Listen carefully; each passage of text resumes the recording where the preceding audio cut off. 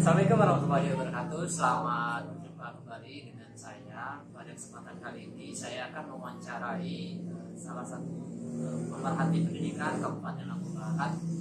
Beliau bernama Bapak Samsul Hadi Anur.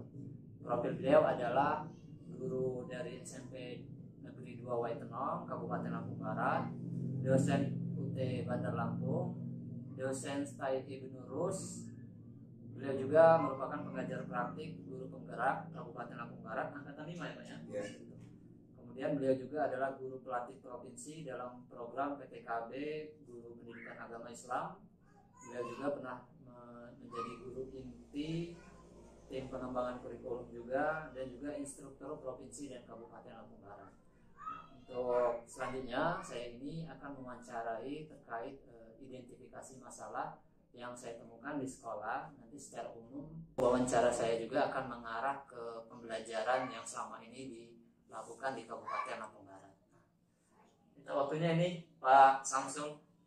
Lebih akrabnya Pak Samsul atau Pak Hadi nih? Pak Sam. Pak Samsul. Iya. Perkenalnya Pak Samsul. Begini Pak, jadi saya ini mau bertanya terkait pendidikan terutama di Kabupaten Lampung Barat. Untuk yang pertama ini terkait motivasi belajar siswa yang rendah ya, Pak. Menurut pandangan Bapak, motivasi belajar siswa saat ini seperti apa? Baik, terima kasih Pak Edi. Alhamdulillah sudah berkenan untuk mengajak sharing saya terkait dengan obrolan diskusi mengenai pembelajaran pasca daring ya, untuk selama ini. Terkait dengan motivasi belajar siswa setelah era pandemi memang terlihat saat ini ada penurunan seperti itu. Mengapa hal ini terjadi? Menurut saya adalah karena beberapa waktu yang lalu anak sudah terbiasa, kurang lebih 2 sampai dengan 3 tahun ini kita pandemi ini. Anak sudah terbiasa dengan ritme dan suasana di mana mereka belajar dengan santai di rumah tanpa harus mengikuti apa yang menjadi alur dan tata tertib sekolah, seperti harus berseragam, kemudian adanya batasan waktu belajar dan seterusnya. Ketika pandemi anak lebih leluasa, anak diberikan pembelajaran secara virtual maupun mengerjakan tugas-tugas secara daring ataupun online. Sehingga dengan anak sudah terbiasa dengan santai, pembelajaran dalam tanda kutip santai, diberikan banyak keleluasaan, dan kemudian di tahun pelajaran 2022-2023 ini anak-anak kembali belajar tatap muka di sekolah, mereka dihadapkan dengan kebiasaan baru seperti itu, kebiasaan baru. Nah, tentu perlu waktu dalam hal ini bagi anak-anak untuk beradaptasi ataupun merubah kebiasaan yang tadinya belajar itu cuma di rumah dan kemudian belajar itu kembali ke sekolah dengan sekian banyak kebiasaan dan tata tertib yang ada, maka ini tentu perlu waktu. Nah, dari 2 pekan anak-anak masuk ini, saya memperhatikan dan juga sempat bertanya dengan beberapa siswa, memang kecenderungan motivasi belajar anak untuk tatap muka itu belum bisa dibilang motivasinya tinggi seperti itu, motivasinya tinggi belum. Maka motivasi mereka masih belum terlihat secara nyata bahwa mereka itu siap untuk belajar secara tatap muka. Jadi seperti itu. Masih ditemukan beberapa siswa yang terlambat, baik masuk sekolah maupun masuk kelas. Jadi masuk kelas itu dalam artian ketika beliau istirahat pergantian jam, itu masih kita temukan ada beberapa anak yang masih mereka belum segera bergegas untuk kelas.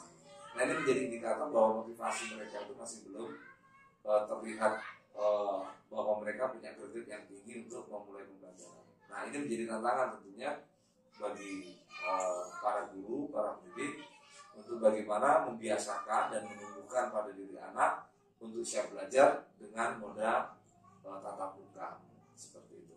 Baik. Jadi merubah kebiasaan lama ke kebiasaan baru ini agak sulit ya Pak ya. Nah, dengan kondisi yang seperti itu, menurut Bapak perlu pendekatan seperti apa?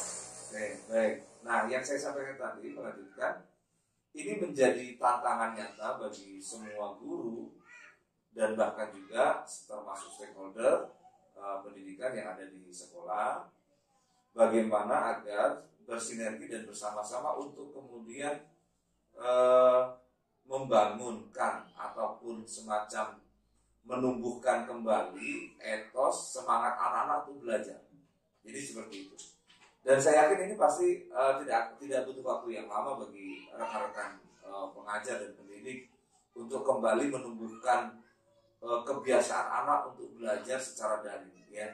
Sehingga kemudian ketika ini sudah dilakukan, guru bersinergi, kepala sekolah bergerak, kemudian kembali dimunculkan kegiatan-kegiatan di sekolah, baik itu yang intra maupun yang ekstra, ini tentu akan kemudian mampu menggiring ataupun memunculkan, melahirkan kembali bagaimana semangat dan motivasi anak-anak untuk belajar. Jadi sebenarnya kuncinya adalah kembali pada guru untuk apa yang dulu sudah pernah dilakukan sebelum pandemi, kembali lagi dilakukan, baik itu ekstrakurikulernya, intrakurikulernya, kemudian pembiasaan-pembiasaan.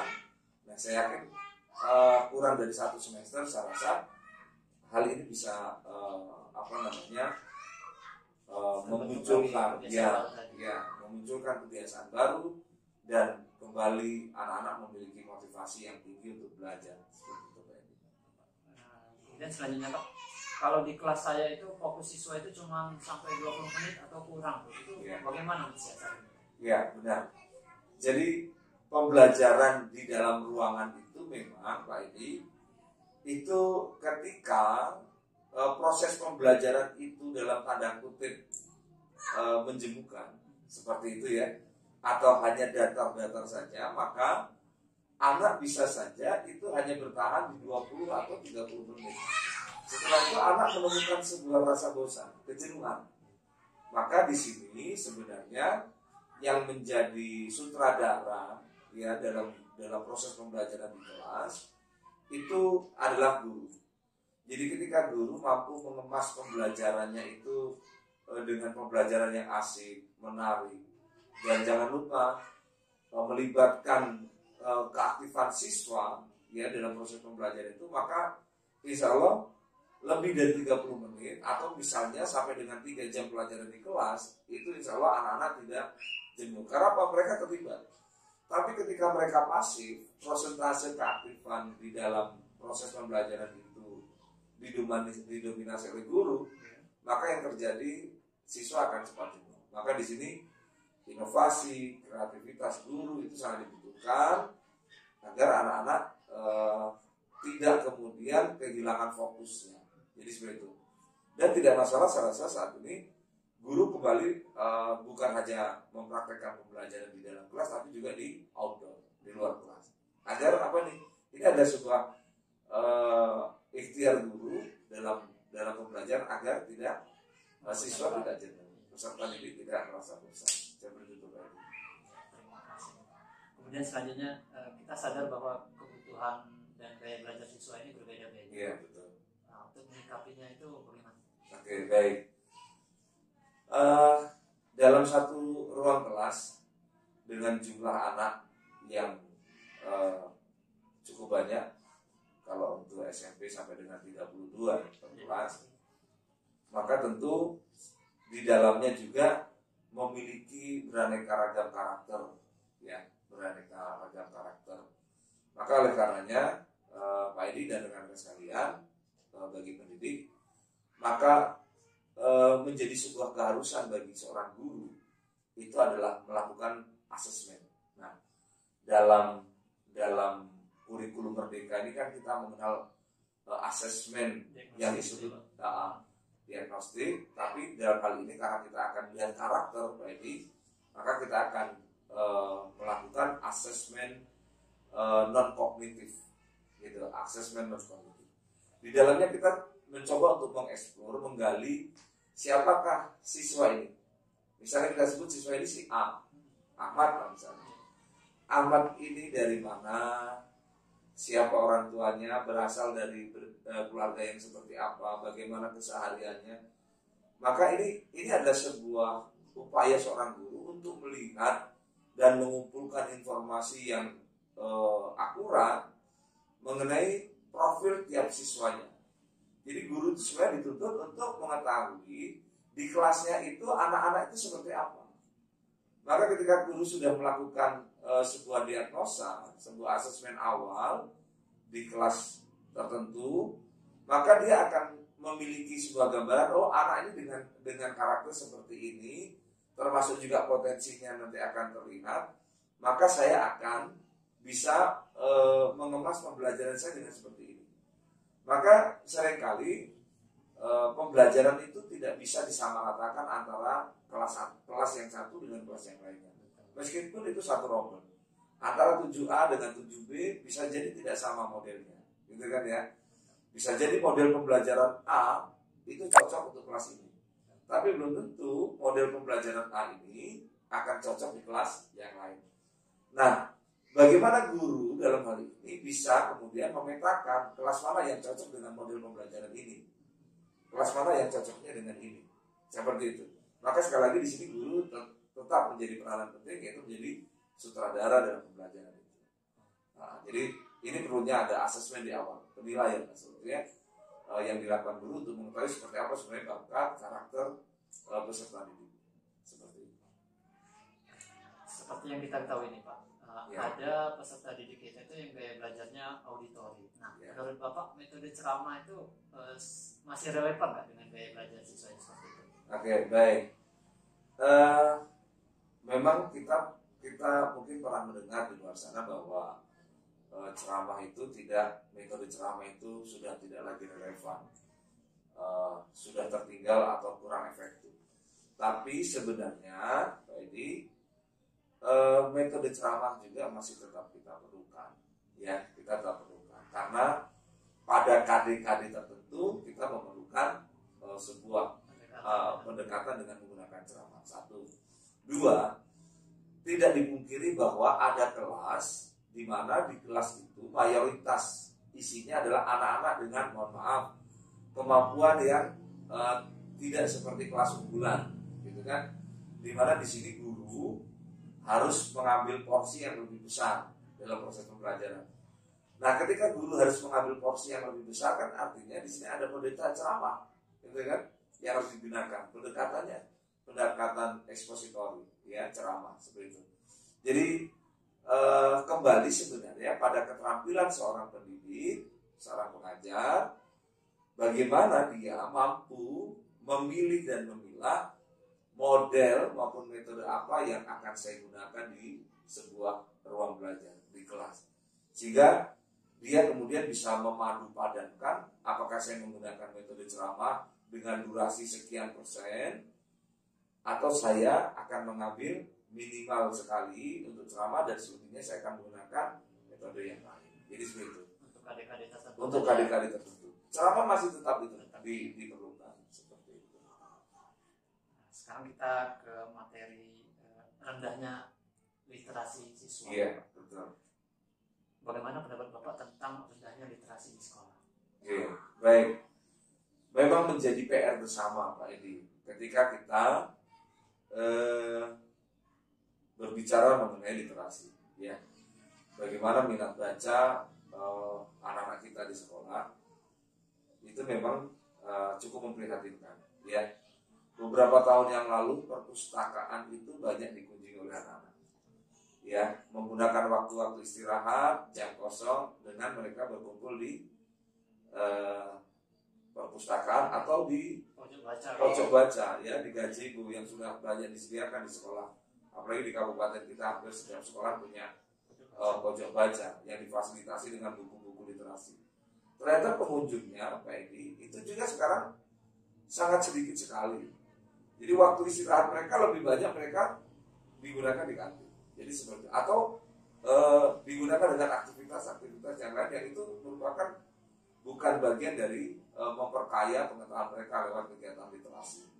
Nah, dengan kondisi anak-anak yang kondisinya sedemikian rupa itu, anak-anak tidak akrab lagi dengan membaca, berkumpul di pojok baca, menjadi anggota aktif perpustakaan, ini tentu akan membawa dampak yang luar biasa terkait dengan bagaimana anak-anak mampu memiliki ataupun mengumpulkan seperangkat pengetahuan terkait apapun dari hasil membaca. Maka di sini perlu saya rasa perlu memang ada gebrakan yang cukup spektakuler menurut saya yang dilakukan oleh sekolah ya maupun stakeholder, bagaimana anak-anak ini kemudian kembali seperti anak-anak di era jauh sebelum pandemi, di mana perpustakaan itu ramai, gitu kan ya, gazebo ataupun pojok baca itu ramai dengan anak. Nah, saya rasa mungkin ini menjadi PR bersama, saya rasa bukan hanya untuk 1-2 sekolah, tapi ini saya rasa menjadi masalah yang dirasakan oleh banyak guru, bahwa memang ketertarikan anak, pembiasaan anak untuk membaca itu rendah. Nah, saya rasa ini mungkin bisa mulai dipancing, ya, distimulan oleh guru lewat misalnya tugas-tugas belajar kepada anak, di mana anak diberikan tugas untuk mencari beberapa referensi terkait dengan bahan pembelajaran. Jadi seperti itu. Apalagi sekarang tantangannya literasi numerasi untuk MBK ya. Nah, ketika bicara itu memang persiapannya menjadi lebih kompleks lagi. Ketika literasinya saja rendah, bagaimana akan berbicara mengenai numerasi. Jadi seperti itu. Jadi ini PR bersama yang harus segera juga diberikan solusinya agar apa yang menjadi harapan kita bisa terwujud terkait dengan literasi anak. Dulu pernah sempat mau mengadakan bimbel atau les gitu ya di sekolah ya. Ya, betul. Ya, jadi memang banyak sekolah yang sebenarnya memiliki program yang baik ya terkait dengan bagaimana merawat kebiasaan anak terkait dengan bagaimana anak-anak mendapatkan pengetahuan tambahan lewat les. Nah, kemarin ketika pandemi, maka kegiatan bimbel ataupun pembelajaran di luar jam itu semuanya berhenti. Jadi seperti itu. Semoga tahun ini kita bisa kembali lagi, di mana sekolah-sekolah itu mengadakan kembali memberikan ruang belajar tambahan untuk anak-anak terkait dengan percepatan ataupun pengulangan penekanan terhadap materi-materi yang mereka masih tertinggal ataupun rendah seperti itu. Nah, terkait literasi nih Pak, kadang saya di kelas itu memberikan tugas berupa meresum, merangkum gitu. Tapi tulisan anak-anak ini jauh dari kata bagus. Bagaimana pandangan Bapak? Iya, benar. Memang berbicara mengenai hasil tulisan anak itu, kita memang sekarang sulit ya menemukan anak dengan model ataupun gaya tulisan seperti kita ataupun guru-guru kita ya, dengan tegak lurus bersambung seperti itu. Anak-anak hampir saja tidak punya pengetahuan dari mana dia akan memulai tulisan dengan menggunakan huruf besar huruf kecilnya seperti itu. Itu berbicara kemudian bagaimana tulisan itu masuk dalam kategori bagus, rapi, jadi seperti itu. Nah, ini sebenarnya bisa kembali dihidupkan mengenai keterampilan menulis rapi. Ketika di SD zaman saya dulu itu ada yang namanya menulis halus, bukunya berbeda. Kemudian ada guru yang memberikan contoh dan kemudian kita praktikkan. Nah, seperti itu. Nah, ini mungkin di SD sebenarnya masih ada, cuma kemudian mungkin ini tidak ada follow up-nya ya, tidak lanjutnya, sehingga kemudian mungkin ketika tidak ada tindak lanjut dari pelajaran menulis halus itu, misalnya ketika didapati anak kok tulisannya tidak rapi, kemudian tidak ada semacam peneguran oleh guru, tulisannya kok seperti ini, seperti itu kan ya, kemudian diberi contoh harusnya seperti ini. Nah, mungkin kalau itu ada dan kemudian itu menjadi sebuah pembiasaan bagi guru dalam proses dengan semangat bagaimana anak-anak itu bisa memiliki tulisan yang rapi, saya rasa bisa dimulai Pak Edi. Jadi memang tugas meresum itu menjadi tugas yang tidak dalam tanda kutip tidak diminati oleh siswa karena mereka sudah merasa tulisannya tidak bagus dan saya tidak terbiasa dengan menulis, gitu kan ya. Anak-anak sudah terbiasa tidak menulis tapi dengan mengetik, baik di komputer, di netbook maupun di gadgetnya. Jadi seperti itu. Tapi tidak masalah menurut saya. Ada sebuah perhatian dari guru terkait dengan tulisan agar ya walaupun kita sudah disediakan gadget kemudian komputer, tapi kan kita masih tetap membutuhkan tulisan tangan. Jadi seperti itu. Nah, ini yang mungkin harus menjadi perhatian oleh bukan hanya satu mata pelajaran, tapi semua guru untuk kembali melihat secara secara langsung bagaimana sebenarnya kategori tulisan siswa ini. Nah, kemudian disupport, dimotivasi untuk bagaimana menulis dengan rapi, gitu Pak. Kadang siswa itu udah malas nulis, kalau tugasnya atau tidak dikerjakan, yang CBSA catat buku sampai habis, bikin program akhirnya ditinggalkan. Gitu. Betul. Untuk selanjutnya nih Pak, yang terakhir tentang pemahaman siswa yang kurang memenuhi KKM istilahnya ya. Ini kurang termotivasi untuk melakukan remedial. Nah itu perlu pendekatan yang seperti apa? Oke. Baik, jadi ketika proses pembelajaran sudah dilakukan, kemudian kita menindaklanjutinya dengan membuat sebuah asesmen ataupun penilaian terkait dengan hasil belajar, kita ada tugas kan setelah itu, yaitu bagaimana kita menganalisis hasil belajar siswa. Nah, pentingnya analisis ini adalah untuk kemudian menjadi satu informasi bagi guru bahwa ada sekian siswa atau sekian persen dari jumlah peserta didik di kelas tertentu itu telah memenuhi harapan tuntas KKM, atau juga memberikan informasi bahwa ada sekian siswa yang masih belum sesuai harapan ataupun di bawah KKM. Nah, setiap guru harus punya informasi ini. Agar apa? Agar guru itu kemudian dapat melanjutkan pembelajaran ke materi berikutnya. Nah, bagi siswa-siswa yang kemudian didapati masih di bawah KKM, maka guru bersangkutan punya kewajiban untuk melakukan perbaikan. Jadi perbaikan itu dilakukan kepada anak-anak yang belum tuntas. Jadi, anak-anak yang belum tuntas itu kemudian diberikan sebuah treatment, sebuah kegiatan bagaimana dari hasil analisis siswa ini lemah di aspek apa, maka kemudian guru memberikan penguatan. Nah, penguatan ini bukan penguatan tapi perbaikan. Nah, perbaikan ini bisa dilakukan langsung oleh guru, ya, atau juga bisa dengan menggunakan teman sebaya. Jadi diambilkan teman-teman yang nilainya terbaik, kemudian memiliki kemampuan membimbing, maka mereka kemudian diberikan tugas untuk mendampingi temannya yang belum tuntas KKM ini. Nah, memang kadang ditemukan ada beberapa siswa itu mereka nilainya rendah, tidak sampai KKM, tapi kemudian sudah diberikan jadwal, diberikan waktu untuk perbaikan, ternyata anaknya tidak hadir ataupun tidak ada respon yang positif. Maka ini menjadi tantangan menjadi guru bahwa memang tidak semua anak itu sesuai dengan apa yang diharapkan.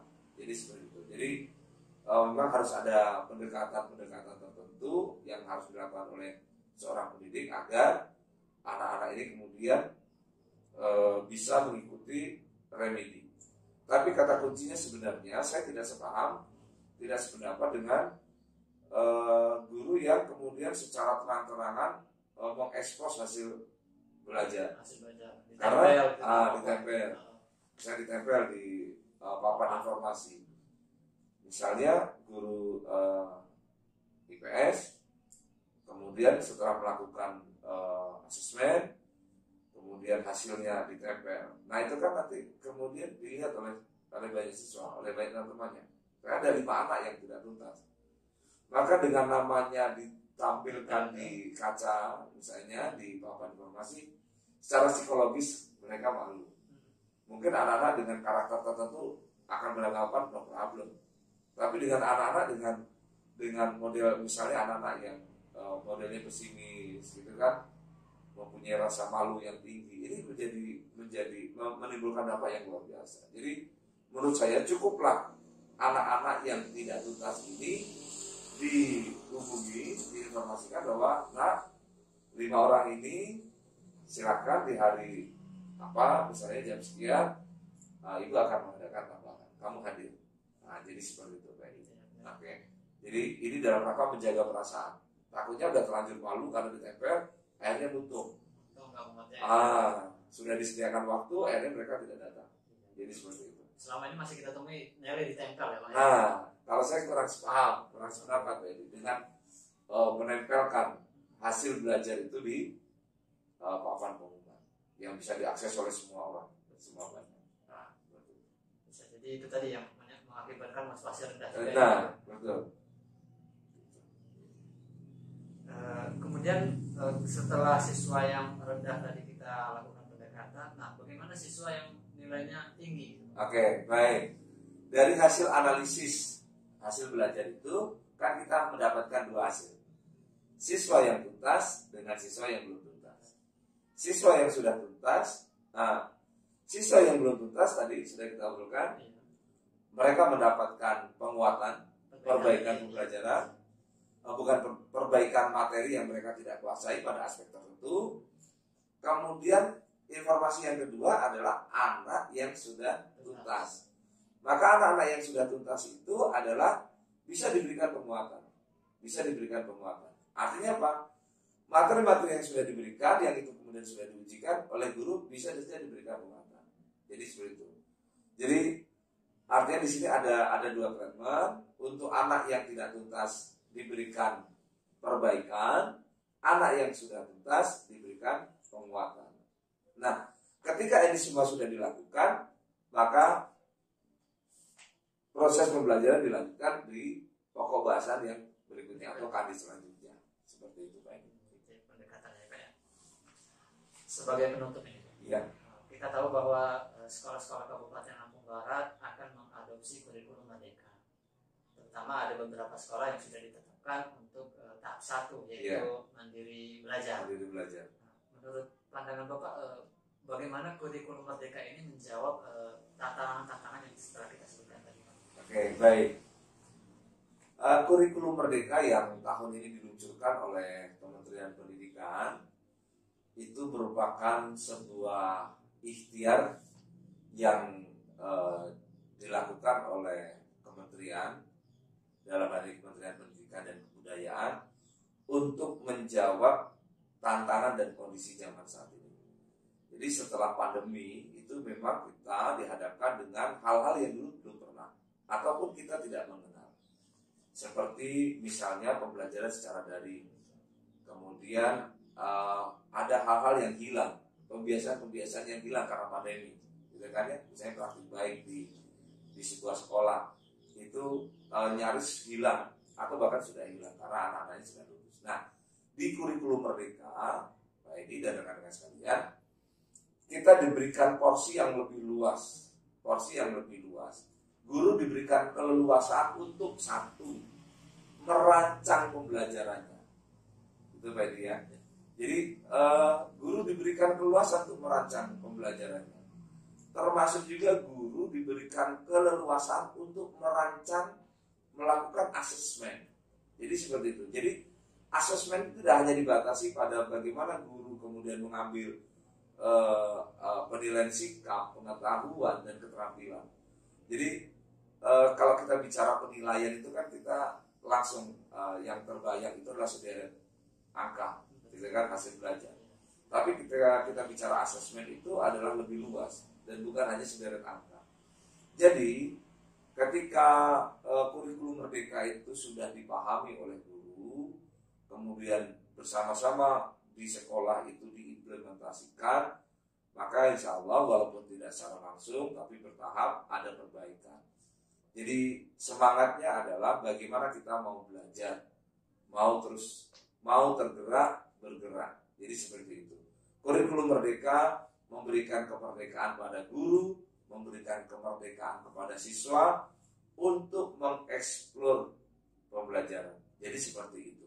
Jadi insya Allah Pak Edi dan rekan-rekan sekalian, dengan beberapa platform yang sudah diluncurkan oleh kementerian, kemarin kita mengenal IKN, kemudian sekarang sudah diluncurkan dan sudah bisa diakses yang kita kenal dengan Merdeka Mengajar, aplikasi Merdeka Mengajar. Nah, ini menjadi media, menjadi sarana sumber informasi bagi guru yang ingin mengetahui seperti apa sebenarnya mereka belajar. Jadi teman-teman yang mau belajar mandiri, belajar secara mandiri terkait kurikulum Merdeka, baik itu bagaimana proses pembelajarannya, bagaimana asesmennya, termasuk bagaimana mendesain pembelajaran ekskul untuk profil pelajar Pancasila, itu sudah ada di situ.